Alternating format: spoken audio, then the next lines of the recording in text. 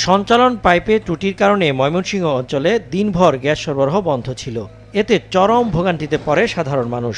সোমবার বিকেল থেকে এ পরিস্থিতি সৃষ্টি হয়। ত্রিশাল উপজেলার আমিরাবাড়ি ইউনিয়নের একটি কোম্পানির ভবন নির্মাণ কাজের জন্য পাইলিং করতে গেলে তিতাস গ্যাস সঞ্চালন পাইপ লাইনে আঘাত লাগে।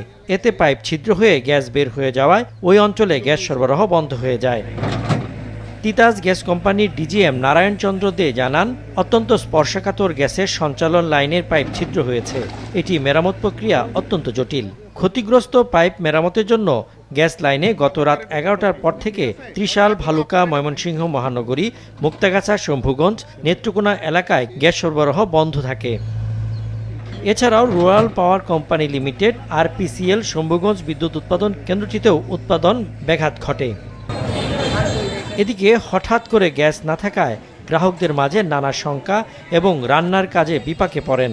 নগরবাসী ভিড় করেন বিভিন্ন হোটেল, রেস্তোরাঁয়, আর অনেকেই অল্প সময়ের জন্য সংগ্রহ করেন সিলিন্ডার গ্যাস। ওই ছিদ্র দিয়ে ব্যাপক পরিমাণ গ্যাস বের হয়।